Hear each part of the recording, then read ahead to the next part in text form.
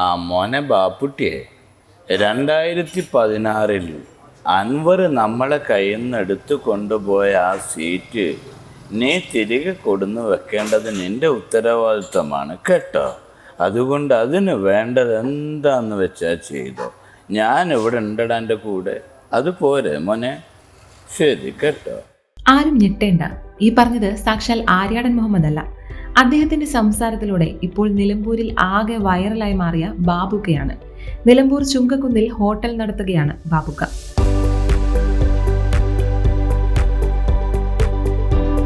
എൻ്റെ ആരാധകനല്ലാത്ത ആരാണ് ഇവിടെ ഉള്ളത്?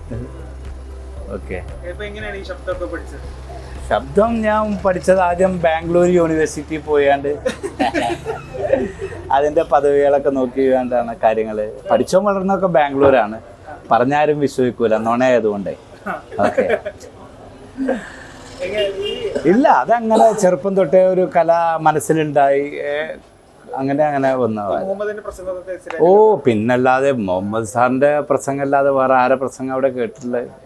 ഞാൻ അവരെ തെരുവ് നാടകത്തിനൊക്കെ കൂടെ പോയി. അങ്ങനെ അതിൻ്റെ ഗ്യാപ്പ്, നാടകം കളിക്കുന്നതിൻ്റെ ഒരു 10-15 മിനിറ്റ് മുന്നേ മൂപ്പര പ്രസംഗം ഉണ്ടാവും. അപ്പോൾ അതങ്ങനെ ക്യാച്ച് ചെയ്താണ്. ഓക്കെ, നിലമ്പൂരിലെ രാഷ്ട്രീയ സാഹചര്യം എന്ന് പറയുന്നത് വളരെ ടഫാണ്, വളരെ കഠിനമാണ്. എന്തും സംഭവിക്കാം. അങ്ങനെയാണ് സാഹചര്യം. റിസൾട്ട് വരുമ്പോഴേ അതിനെക്കുറിച്ചൊരു വ്യക്തത വരുള്ളൂ. കാരണം ആധികാരികമായിട്ടൊന്നും പറയാൻ പറ്റാത്തൊരു സാഹചര്യമാണ്. സാധ്യത എല്ലാവർക്കും സാധ്യത തന്നെയല്ലേ. ആർക്കപ്പോൾ ആരെ തോൽക്കാൻ വേണ്ടി നിൽക്കണം? ആരും തോൽക്കാൻ വേണ്ടി നിൽക്കണില്ലല്ലോ. എല്ലാവരും ജയിക്കാൻ വേണ്ടിയാണ് നിൽക്കുന്നത്. ബാക്കി റിസൾട്ടിന് ശേഷമാണ്. വേറെ ഒരുപാട് ശബ്ദങ്ങൾ ചെയ്യും. അത്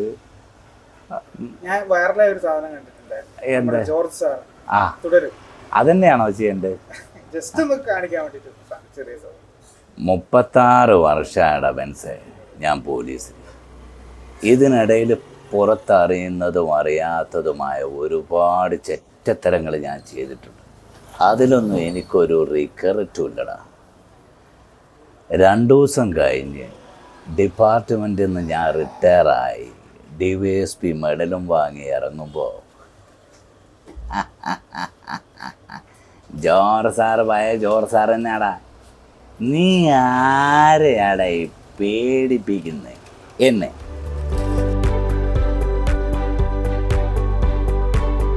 എൻ്റെ പൊന്നു ഫൈസലേ, നീ ആളെ ബുദ്ധിമുട്ടിക്കാൻ ഇറങ്ങിയതാണല്ലേ.